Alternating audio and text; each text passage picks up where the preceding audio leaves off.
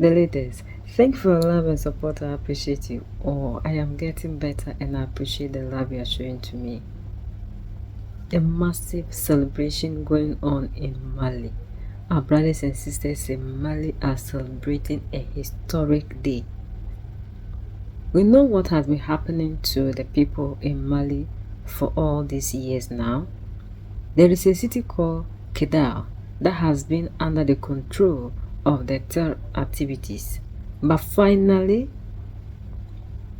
the military recaptured when they decided to go into the city, face up with these people that are causing destabilization, and to make sure that they reclaim the city back to the Malians.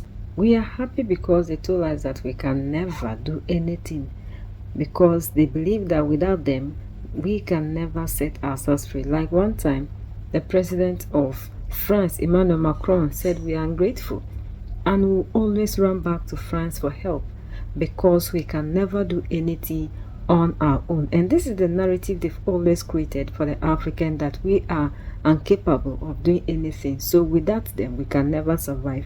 And that is why whenever there's something, we are calling on these people. But Mali, Niger and Burkina Faso are showing a different narrative in Africa, telling them that we are capable of managing our own affairs. This is massive because it's proving to them that the way they talked about these our leaders in Mali, Niger and Burkina Faso, claiming that there's nothing they can do, is not true. And it's also sending a signal to all those democratically elected, claiming to be leaders by their pulpit, and instead of them to stand up to defend the people that they claim they are ruling, they are rather dining with these people and making sure that things are taken freely. Like the Sierra Leone First Lady once said, if you don't accept what they demand from you, they will use the opposition against you. There will be chaos in your country. There's that and that. So if you as a leader in Africa isn't ready to face up all these challenges, then why did you take the mantle? Mali, Niger and Burkina Faso, the leaders, they are proving to the world that they are leaders because they are ready to fight against any of these things happening in their nation. This evening, November 14th, we will look back at the glorious history of the city's reconquest in 2023 by our FAMA after a land and air offensive against separatist rebel movements. We will have some powerful sequences of this military victory with Silla Kidal. The end of BAMEC this Friday on InstaFeed General. The first International Defense and Security Exhibition met all expectations in terms of positive points.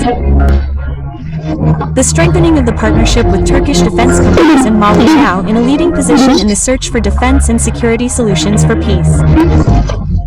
We will take stock in a moment with Basibi. Already, a woman leader pays tribute to Mariam Cissé. She is the same one who was coldly assassinated by armed groups for her convictions for the country. According to her relatives, Koumba Cissé was at the prayer ceremony for the RTM.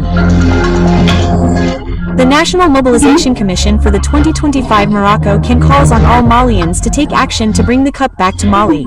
How? First, we need a strong mobilization and resources to get many of our compatriots to travel to Morocco. That was the goal of the press conference held today at the sports department. Ousmane Dow was there. Welcome if you join us, ladies and gentlemen. Good evening and thank you for following us, and let's take a look at this anniversary date that once again glorifies the bravery of our women. Do you remember that on November 14, 2023, after a ground and air offensive against separatist rebel movements, the Malian army recaptured the city of Kidal?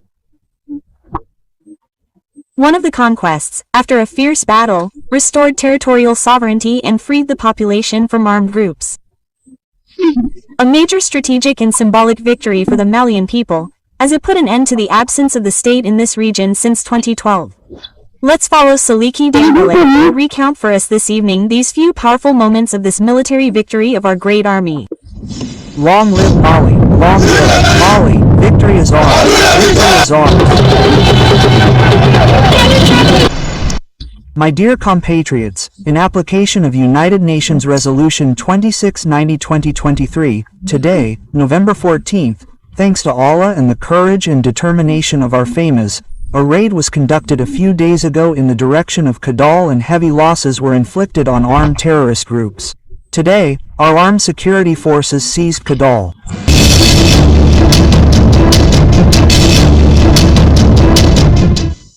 It was November 14, 2023, a day that will forever remain etched in the collective memory. It was on that day that our valiant army made its spectacular entry into the city of Kidal after 11 years of absence. Since 2012, Kidal had been a stronghold for armed and separatist groups that had taken the region's citizens hostage. A conquest warmly welcomed by the authorities. A major victory for the Malian people as a whole, which gave the rebellious city, the rebellious one, the Gordian and Goma, the city of stabilization and unity, and Mali was now breathing deeply. But to achieve this deliverance, it took so many steps, so many fierce battles led by our visionary soldiers, and so many sacrifices made by the authorities in terms of equipment, logistical and financial resources. Flashback. It was the end of October 2023. The Malian armed forces had put in place a solid strategy aimed first at taking control of Anfis, a town located about 110 kilometers south of Kidal. Then, the withdrawal of the UN mission and the ammo of Kidal on October 31, 2023, created panic among the enemy, who had thus lost a major ally.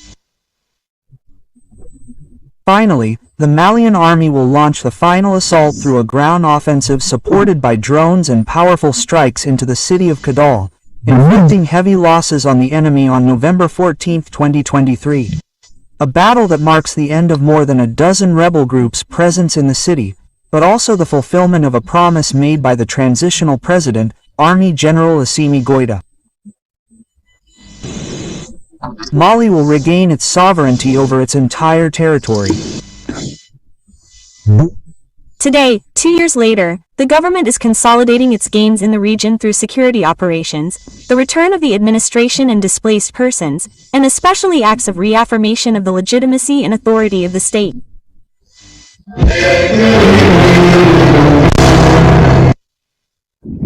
The conquests are still being made, or at least the end of the total control of Kidal for 2 years. This is something to celebrate, for example, with an exchange of ideas held this morning at the Faculty of Private Law in Bamako. The students focused on the theme of the effective return of the Akal state to the game and the prospect of asserted territorial sovereignty. 5 members of the government were present to testify to the importance of this day, as shown in this report by Sidou Touré and Ted Kamara.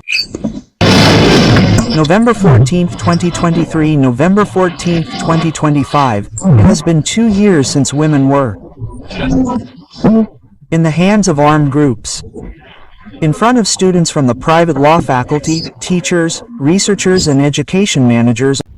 Other people are exaggerating, creating a false narrative, making it look as if there's crisis in Mali and they need to come in and intervene. Like one of the French chief of staff said, they will create a situation this time around for Africa so that we would rather be running towards them for help instead of what they normally do to us. So in order for them to get us and be controlling us again, because now we have decided to move away from them, they need to create a situation and be waiting, because they know that this will be out of hand and we will now be running to them, begging them to come in and help us.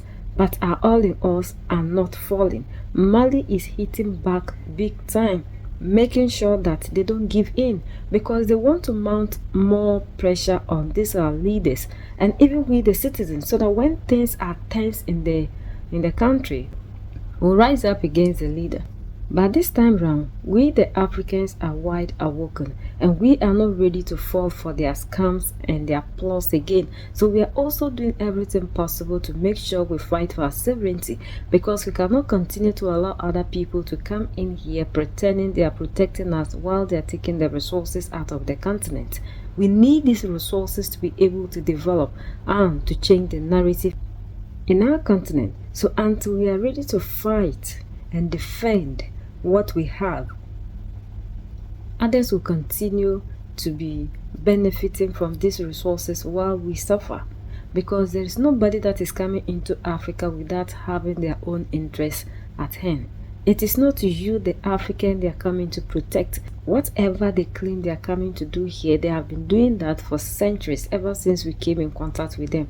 And we've seen that the result at the end of the day isn't favoring the African. So why are we still holding on to these people claiming they are the only ones that can set us free? We need to wake up. China was in our shoes over 40-something years now. They have changed. Look at the narrative. They have become a superpower. Look at Japan. We are the only people that are going backwards. Other people are rising. There are a lot of nations that they have colonized, but it is only the African that is still sleeping, calling for reparation, begging other people to come in to solve the damage they have caused. We don't need these people to come and solve anything. We need ourselves.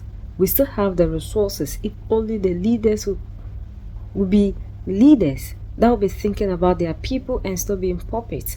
We still have all that it takes to change the narrative in Africa. And we don't need forever and ever to change the narrative.